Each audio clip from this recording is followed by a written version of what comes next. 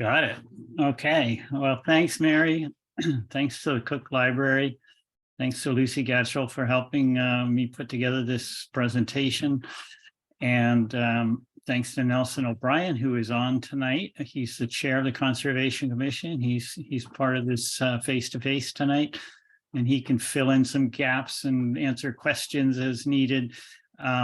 He's a great resource, as is the Conservation Commission itself. So the commission has been around since 1966. We have our website, which is shown here. And we, the commission does, provides a lot of resources for you, and is tries to help keep the town special in terms of its natural history and natural resources. Just a few things that the commission is doing these days. We've had input to the groundwater protection ordinance, which the planning board is advancing, and you'll be voting on March 14th. We hope you'll support that ordinance. The town takes care of the Great Hill Fire Tower. There's painting, step replacement, sometimes welding to be done on that. Hopefully some of you have been there. There's yearly conservation easement monitoring, which I'll talk about a little about what conservation easements are. There are volunteers who kind of keep track of those every year. We provide scholarships to some students, local students, to go to conservation-minded summer camps. We have the Hiking Herons program. You can hike all the Conservation Commission trails in town and get a free patch. Details are on the website. Every year there's a bunch of trail maintenance, blowdowns and things to clear on the trails. We have had in New Hampshire State Forest rangers or managers who come in and explain about timber cuts and on different lands, but especially the state forest, the Hemingway State Forest. We'll talk a little about that. There's things like the picture shown here, which is Brett School students working with Conservation Commission members on a salamander survey that's done every year to track the numbers of salamanders year by year. And so, and the last thing I'll mention is the Green Mountain Conservation Group does a water monitoring program. And the Conservation Commission helps support that with volunteer time as well as with some funding, so that we have more than 20 years of data on the quality of the water in the Swift River and the Bear Camp River in town. Really neat stuff, Chicora River as well. So a lot of good work being done. The Conservation Commission is a resource. So if you ever have a question about, well, can I do this on my land, or what are the rules about that? Should there, if you have questions about natural history stuff or conservation stuff or land use, we have a lot of information and knowledge. Glad to share. It's sometimes nice to start with a local resource, somebody you kind of know locally, rather than immediately going to the state. But that's your choice. But the commission is available.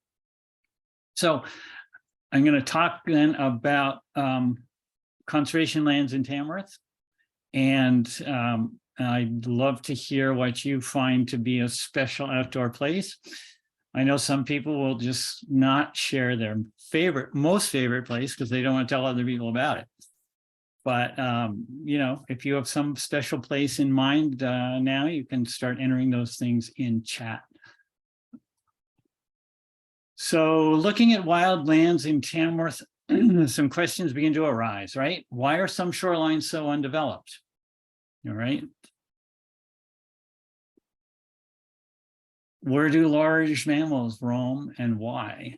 And these are things that are considered as we think about conservation and conservation projects. How did the town come to own Great Hill Fire Tower? Have you been there? Why are some lands protected and conserved? What is the WOW corridor? How does it address changing climate? What are the legalities? What's a conservation easement? Who's involved? How do conserved lands affect town taxes? Where can I find massive black cherry trees and pines or signs of historic home sites or otter playing places? We're going to try to answer some of these questions tonight and others you might have. Please do enter questions you have in the chat. You can also learn more again at the Tamworth Conservation Commission website, where there is a lands protection section that is very nicely written by our esteemed and knowledgeable and long Tamworth Conservation Commission member and then administrator now for years, Chris Conrad. And he, this is his bailiwick, conservation and mammals and other animals and natural history. He has studied jumping mice and black bears and all kinds of animals with field research here in Tamworth. So he's a wealth of knowledge, and many of you know him. There's a long history of land conservation in Tamworth.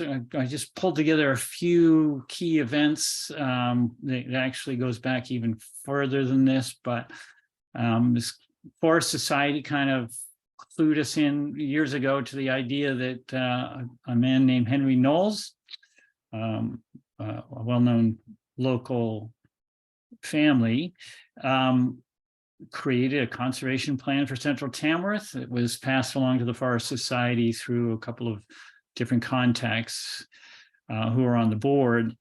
But then the biggest event that happened probably was this 1932 donation by Augustus Hemingway and family to the state of New Hampshire. The Conservation Commission formed in 1966, 68, Chicora Lake. The predecessor of the Chicora Lake Conservancy was formed. You can find out a lot of history, of course, on their website. And then in 1969, the Bowles Reserve was given to the Nature Conservancy. That's an area of land to just the west of Lake Chicora. So already, in the 60s were the environmental era, and conservation was really coming in to its own, and that is very evident in Tamworth as well.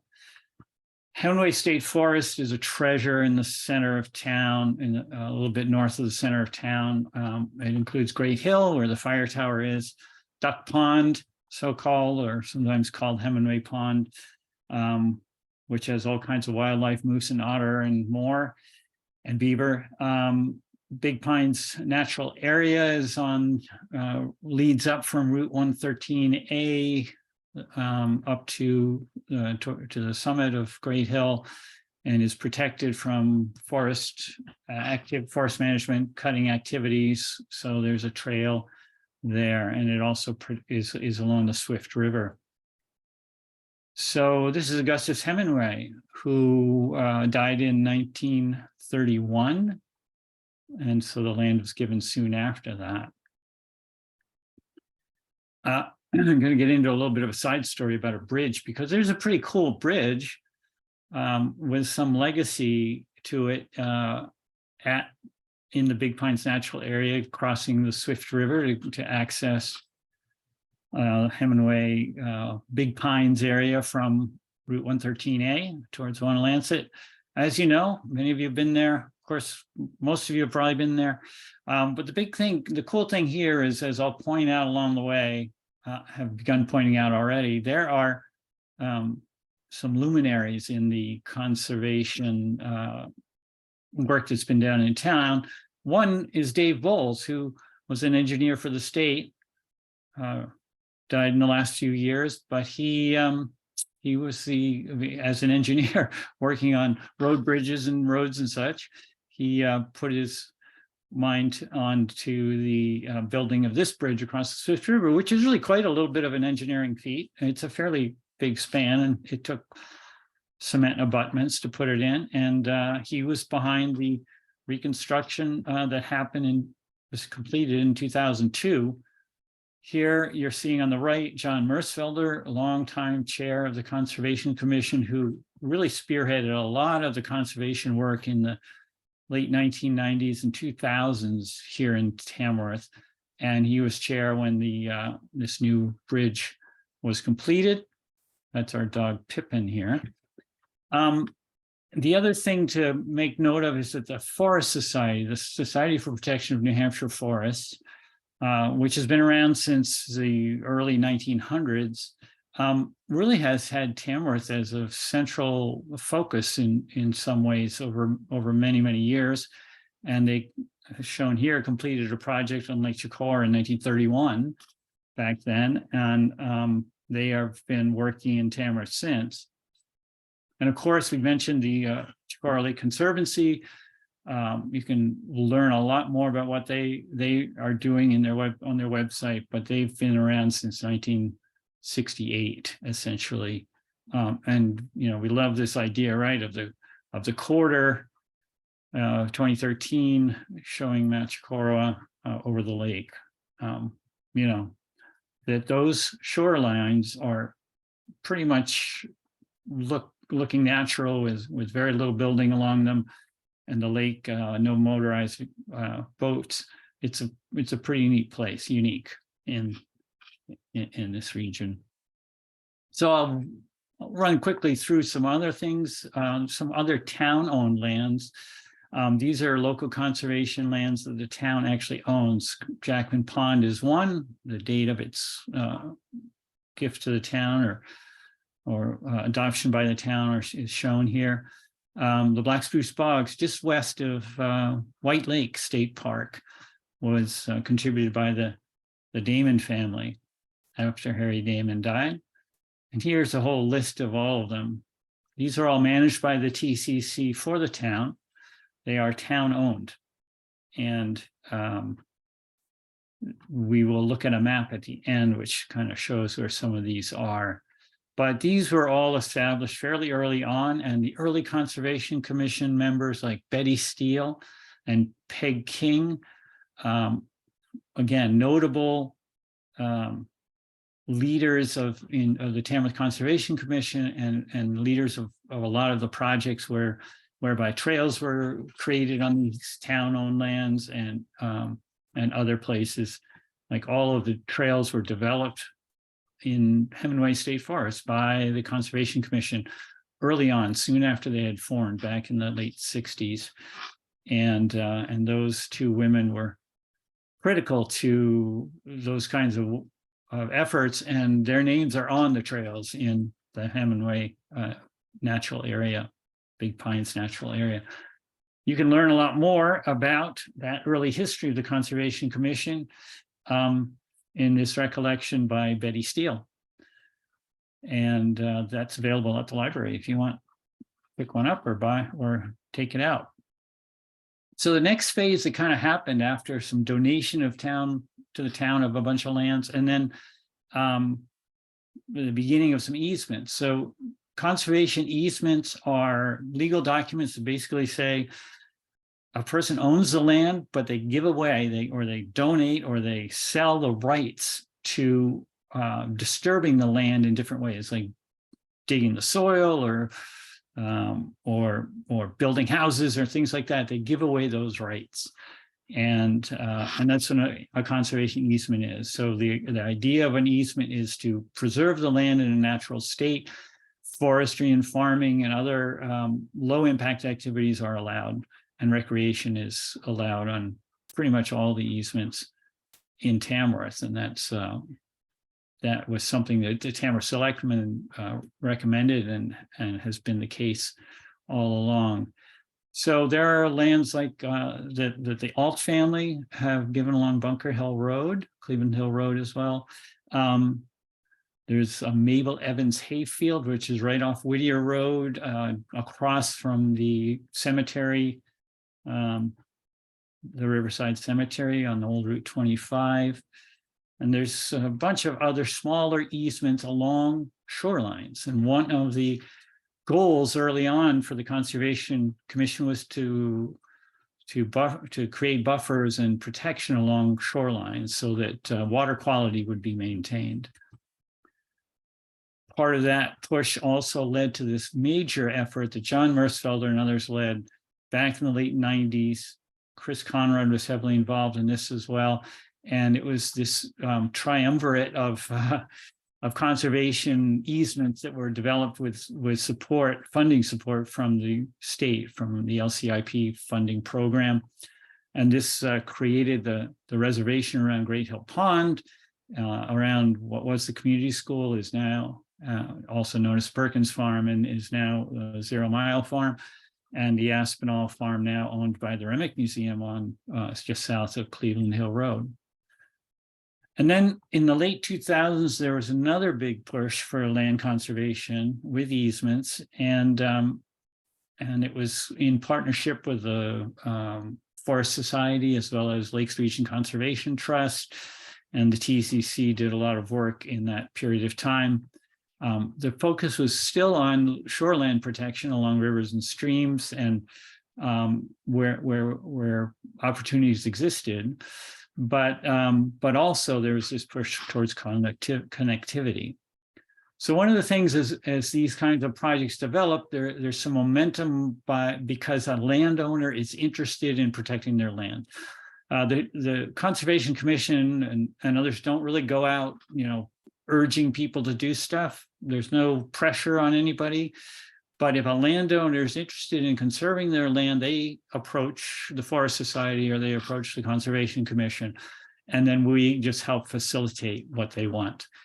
So it's a local landowner's decision as to what they want to do with their land.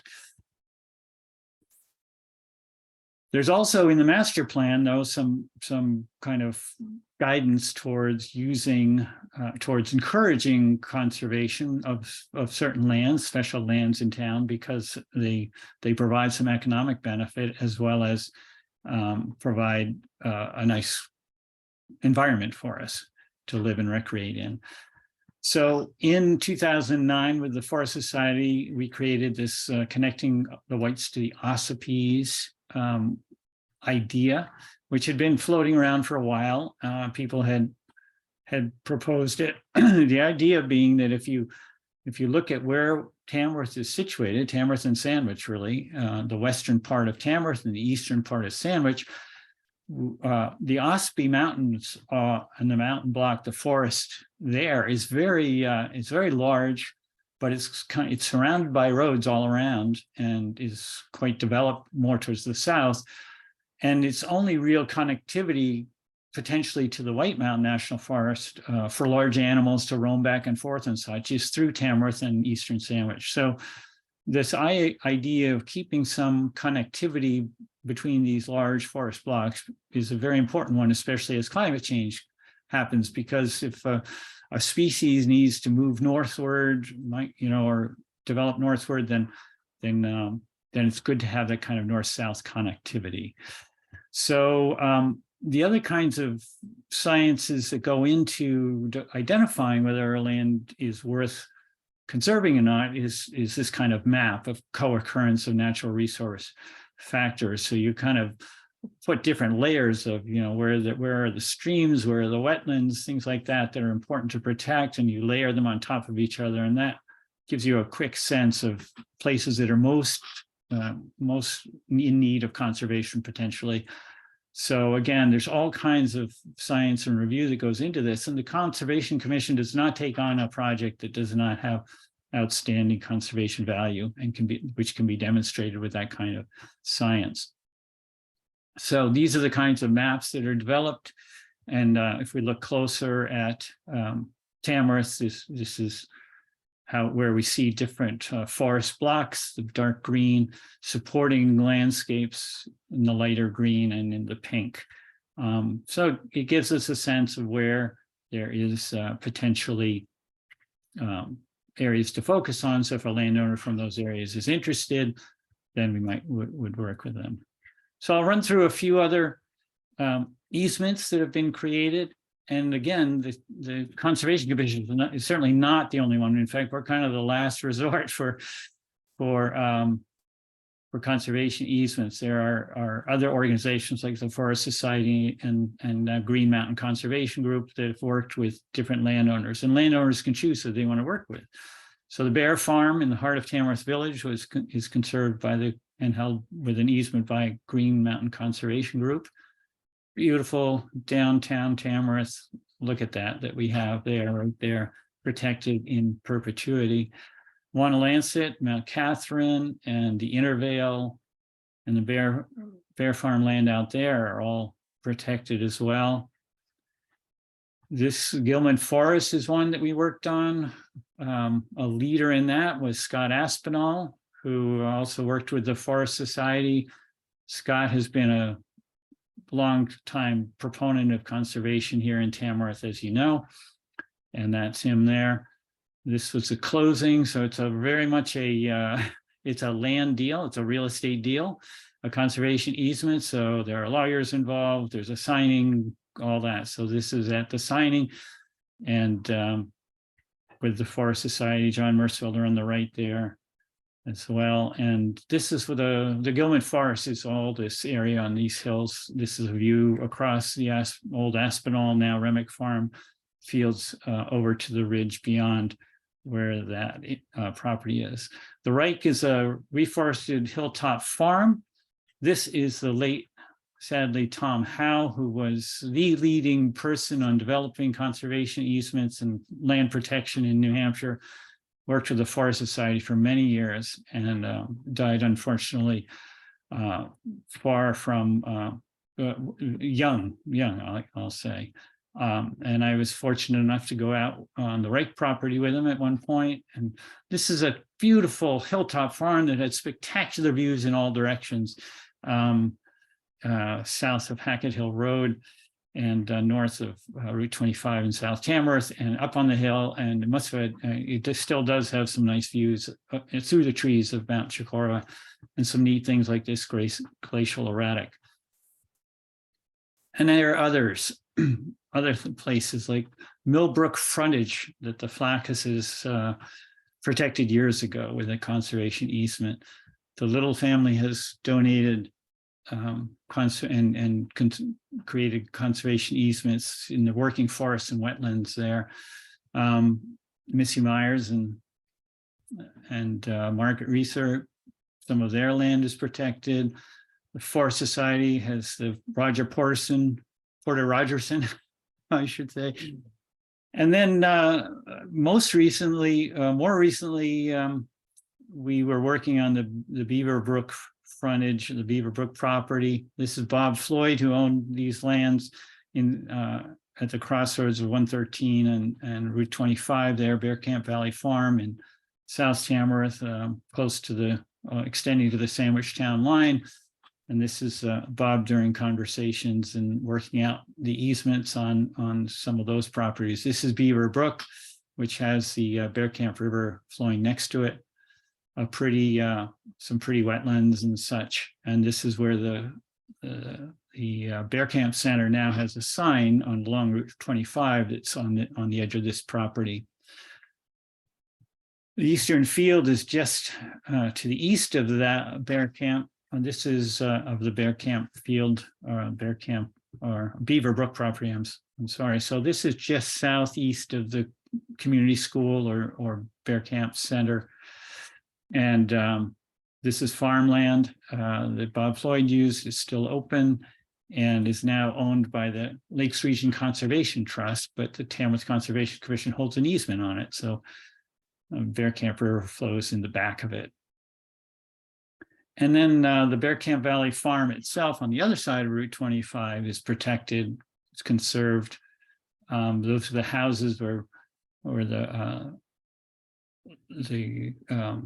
Pearl family, I think now, and the anyway, the farmers who are managing that farm now live, and that's where Bob Floyd lived in the past. And the Western Field is also owned by Lakes Region Conservation Trust. This is right at the further west to the Sandwich Town line. And again, the Bear Camp River is there. And there, he talked about, I asked the question about big cherry trees. There are some beautiful big old black cherry down towards the river on this property. Great views from it to the Sandwich Range. Then after that came the Harry Thompson farm. So this is the farm, as some of you may remember. They grew and sold great things, and it's still a farm today. but much of the land is conserved around it. And the Bear Camp, right down to the Bear Camp River out back. And that's again, yeah, a beautiful river and forest, riverside forest. So there's all kinds of smaller properties around, and some bigger ones. And it's just spectacular, all that we've gotten. So how does this affect your local taxes? Well, we get this question all the time and have over the years, because you're locking away the land. When the town owns the land, those parcels don't have any taxes being paid. Essentially, the town owns the land, so nobody's paying taxes on them. But those are relatively few and relatively small compared to the others. I think the state forest, sort of the same thing, and that's a big area. But the other lands are still in private ownership, as I mentioned, with conservation easements on them, and taxes are paid. However, they are the tax rate is somewhat reduced, but what studies have shown, this is showing two different studies, one by the Farmland Trust and one by Trust for Public Lands, basically shows that the economic balance is that a conservation land doesn't require town services very much at all. There's no structures on it for the most part. So fire protection and things like that aren't used. There's usually few roads or need for other town services. There aren't people, houses living there. There aren't, so school costs and things like that aren't a part of it. So they pay some taxes, but they require very little in services. So this is what the town of Tamworth looks like kind of today in terms of conservation here. And when we're looking at the dark green are various other conserved areas that different organizations are involved in, including the National Forest, perhaps way up in that little nub at the top. And then the lighter green are conservation easements that the town of Tamworth manages with owns and the Tamworth Conservation Commission manages. The pink areas are the town-owned lands. So those are the ones where the town owns them outright. And I'll jump to another couple slides here to show a little more. One is just to point out again that the Forest Society, as of January 2015, has all these little projects in town. And again, landowners contact the Forest Society and say, I'm interested in conserving my land. And they've done these projects over decades, it's going back 30, 40, 50 years or more. And they have 26 of them in Tamworth, smaller and larger. And not, they haven't, like this is the cave property, which they don't have any, they have a backup interest in. They helped facilitate it, but they don't have an ownership of the easement or the land. So here's sort of a final map to look at, and I may leave this just on the screen if anybody wants to look at it, but this sort of gives a sense, tries to identify where all these places are that I've been talking about. So I'm now done. I appreciate your attention, and I hope I haven't gone on too long. Glad to hear what everybody's thinking, and I'm interested in it. We have some chatting, but where are your favorite places?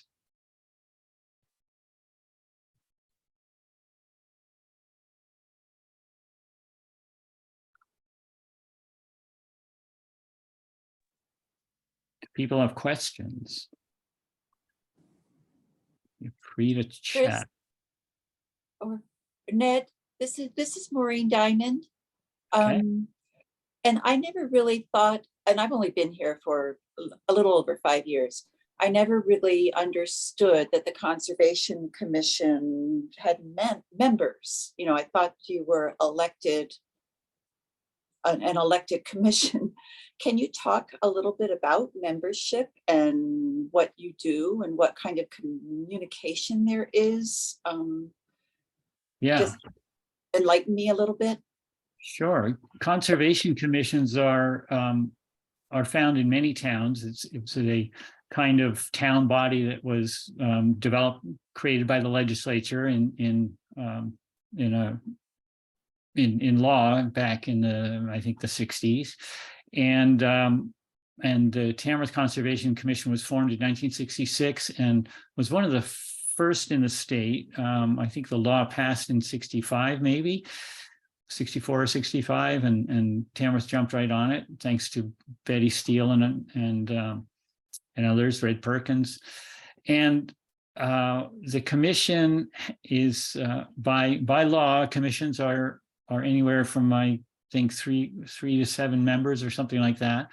They can either be elected or appointed. Most towns have them be appointed by the governing body, which in Tamworth is the select people. So we are all appointed usually for 3-year terms. And there are 7 members regularly in the Tamworth Conservation Commission. They're appointed, as I said, by the select people. And alternates, there can be as many alternates as seems reasonable. You know, there's sometimes 2 to 6 or 8. And the alternates are also appointed for usually 3-year terms. There can also be associates, and those are not appointed by the select people, but they are just a list is kept and they're communicated with by the Conservation Commission. So there is also an associate, a list of associates. The members are listed on the Conservation Commission website. You can learn a lot more about the commission there. The goal of a conservation, sort of the mission statement, which is in the founding legislation, is to protect the natural resources and provide support to the select people and the planning board around conservation and natural resource issues in the town. Ed, this is Nelson O'Brien. I'd like to make a comment here. The Conservation Commission meets on the second Monday of each month, 7 p.m. And our agenda is posted on the town website. So if you're all interested, and we certainly encourage town people to come, see what the Conservation Commission is doing, but you can find all the information there for a particular meeting, including the time, the agenda, and so forth. You don't need to just show up at the town offices, and we'll be happy to have you join us. And that was Nelson, who is the chair of the commission, and very well said. So yes, it's an open public body that you can get minutes for, you can attend meetings. It's great. Nelson's been the chair for many years and does a great job. To have him.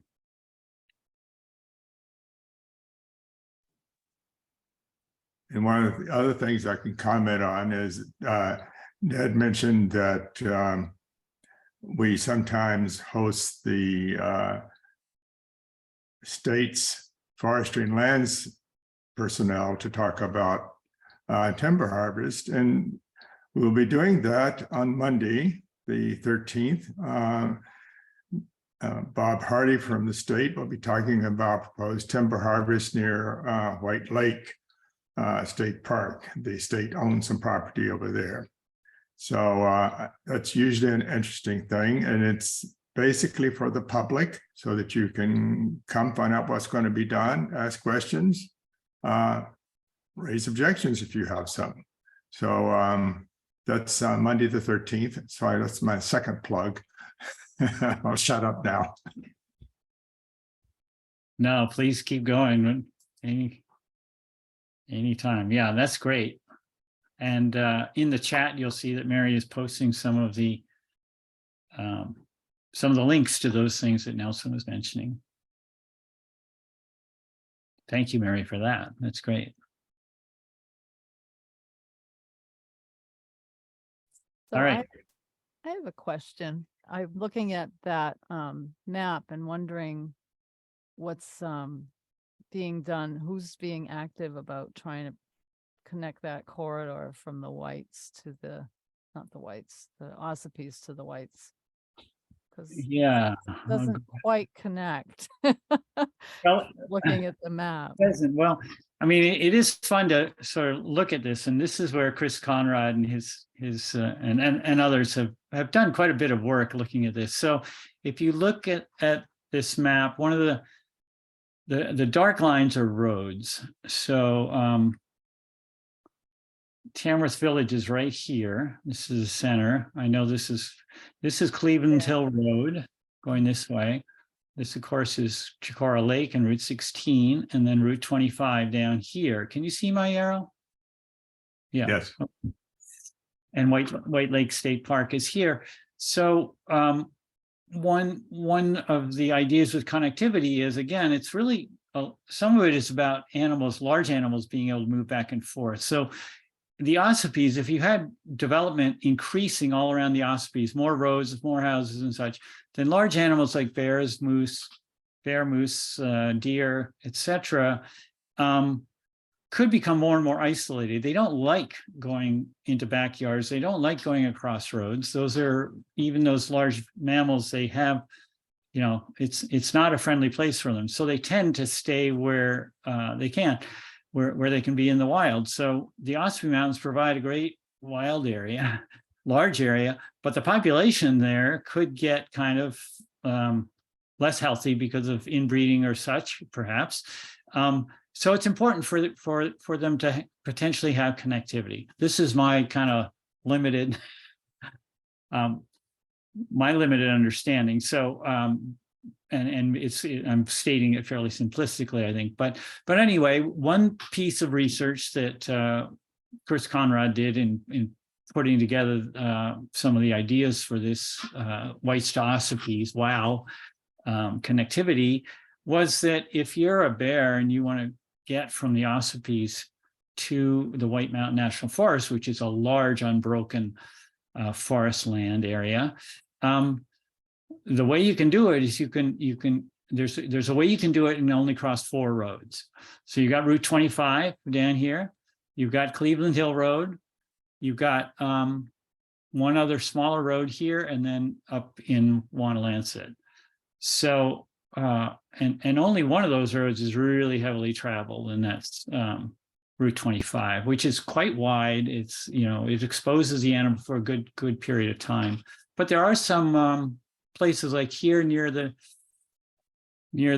Bear Camp Farm conservation areas, there is some culverts, some large culverts that fox and coyote will use. They're not big enough for bear, but they are old cement culverts that go under the road and allow for mammals to get under. So so it's interesting. So that, and then all of the other resources, those different layers of resource evaluations that have been done, really point to this being a useful corridor, and it extends into Eastern Sandwich, as I said.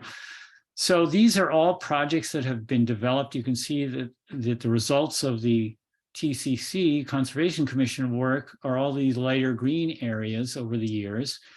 And they are clustered more in the western part of town than the eastern part of town, which, you know, when it comes to like the master plan for Tamworth, the eastern part of town is considered more appropriate for development, and it is more developed along Route 16 and eastern Route 25. So and as I said early on, I hinted early on, the CLC, the Chicora Lake Conservancy, has done such a good job and is doing such a good job over decades that this part of town is in the northeast corner is pretty well attended to in terms of conservation. So and that all connects to the White Mountain National Forest. So there's a whole lot of connectivity there. So anyway, we're continuing to kind of focus on this. If landowners come forward and they happen to be in this corridor area, that gives a plus to, okay, this might be some piece of property that we do want to pursue and work on. If the landowner wants to conserve it, then the fact that it's in this WOW corridor, as we call it, gives it a leg up in terms of whether we feel it's worth the effort. I hope I addressed that. Okay. You might comment on the way that you're funded the product, the purchasing and the little effect you have on the general fund. Yeah, that's a good point. So as you can see from this diagram, right, this map right here, there are a whole bunch of different organizations involved in different conservation projects in town. And some of them are fairly simple, but most of them have a couple partners or more involved. And that's because you have to bring in fundraising, essentially. Often, sometimes the landowner is willing to donate or has the ability to just donate the conservation easement. When you donate a conservation easement, you're giving away a lot of rights, and that diminishes the value of the property dramatically. So what a lot of projects, the way a lot of projects are funded is the landowner comes to the Forest Society or to Lakes Region Conservation Trust and or the Conservation Commission, and those organizations help walk through the process and talk with them about the legal and financial implications of what they're doing.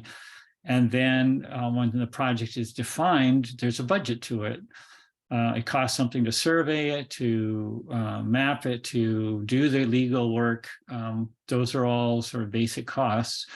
And then if they want to get something back for giving away so much of the value of their land, then there needs to be some significant funding sometimes. Sometimes it's, some of these projects are requiring $100,000 and some only 10,000 for just the surveying. So the fundraising happens with the help of organizations like the Forest Society, who do a lot of fundraising, and the Lakes Region Conservation Trust does that.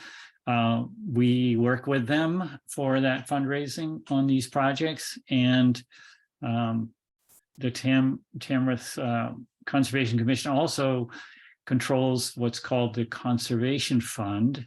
And this is, again, a legally created instrument that gives town conservation commissions some funding from the land use change tax, LUCT, that every town is part of sort of the real estate transactions. And I can get into more of that if anybody wants, but those funds are every year are put into the conservation fund, or some portion of it, a small portion of it, are put into the conservation fund. And so right now, I think the fund is around $70,000. Is that right, Nelson?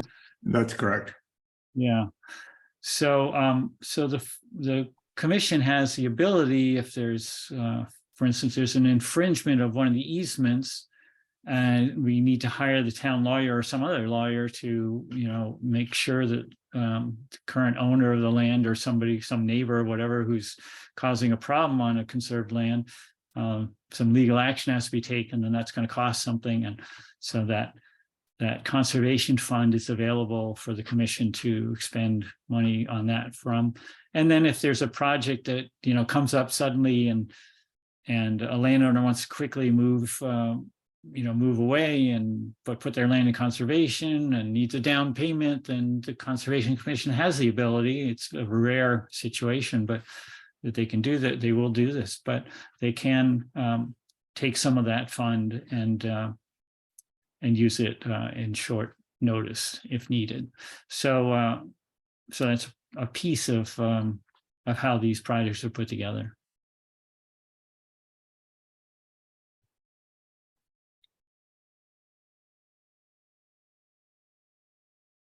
So Hope had a question about a maps available of the lands which are open to the public.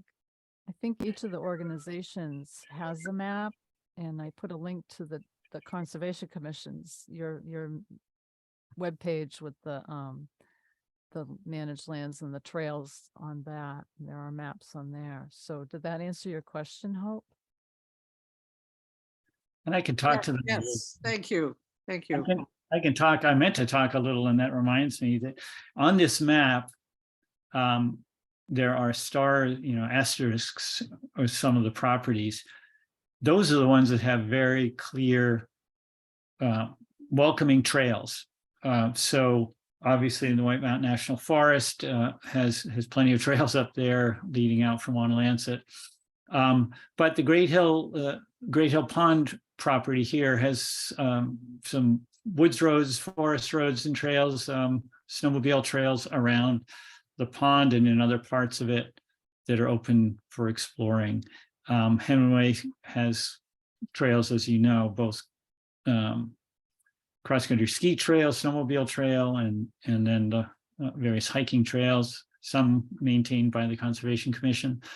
The alt easements have Millbrook Trail area in here has a lot of pretty trails along Millbrook, which is all protected. Again, that Millbrook frontage is something that's been a priority for protection over decades. So all of these ones with asterisks have trails, and you can usually find maps in some of our Conservation Commission maps. This map itself, actually, the version ahead of this is, I'm sorry, this one here is available on the Conservation Commission website. So you can find that map there. And I would say that all of these other areas, there's some great trails in the Clark and Bowles reserves if you haven't been there. It's a really special place with Heron Pond up here and very large erratic boulders in this part of it. There's a forest road that goes out from Fowler's Mill Road out to James Pond, which is here, which is another pretty little pond. So a lot of these other properties, including up here in the Chicora Forest Lands and the Ospies, have woods roads and such that you can explore. So there are a whole variety of different things. As I said, all of the lands that have conservation easements on them that the town of Tamworth is involved with allow public access. The areas though that like around farmlands, active farmlands, obviously you want to sort of check with the landowner and the farmer to make sure you're not getting into some field or something that's in agricultural use or has animals in it and such as that. But again, it's possible to walk back to the Bear Camp River just through the edge of the field on these fields north of Route 25 and enjoy some special places back in there. There is some poison ivy here and there in some of these lands. Watch out for that. And there's a really interesting ecosystem that was developed in the Western field where Bob Floyd grazed his cattle for decades. And cattle don't eat Japanese barberry. But they eat a lot of other things, and pretty much that's the most spectacular stand of barberry that I've ever seen anywhere in the back down towards the river, over towards the river there. And I haven't been in there in a couple of years to see how it's doing now that the cattle aren't there. But I'd like to make a comment on that. Almost all of the easements that the town are concerned with do allow public access. As Ned mentioned, on agricultural lands, the farmer has the ability to post against people walking or certainly not using any vehicles on fields or pastures and so forth, which only makes sense. Most of them do not allow motorized vehicles. So leave your ATV and your snowmobile at home. But hiking, snowshoeing, skiing, whatever, are encouraged. In some of the deeds is explicitly stated that that's what it's for. So if you have any questions about where you can go on a particular lot that we have a conservation easement on, you'll find in the website a email address for the Conservation Commission. Just send us an email. It ends up in my box, incidentally. I'll answer it as soon as I can. Great, again- thank you. Again, I'll just point out, if you go to the conservation website, as I said, Chris Conrad put together a really nice area of the website that talks about conservation and what easements are, et cetera, et cetera. So do explore that if you're interested. And there are maps for the conservation lands in town for our lands and trails. So that's a good resource.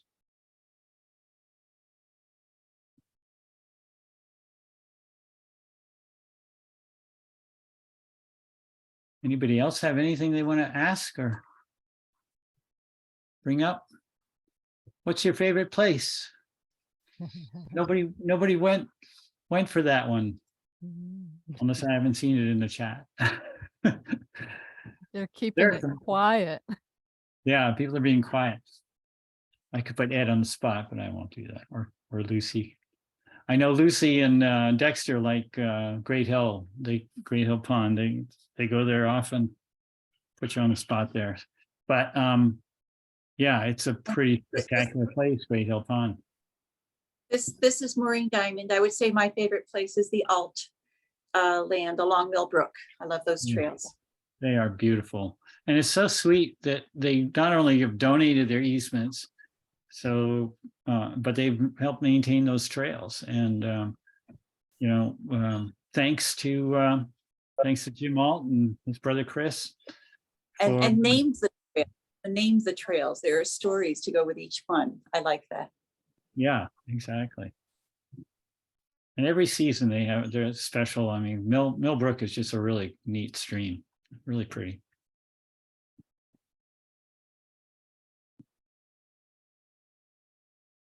I'd just like to add my thanks for putting this on and for all the conservation does to benefit the town. You're here. You're here. Thanks. Get it going. Well, we should call it an evening then. I think we will. Thank you so much, Ned, and thank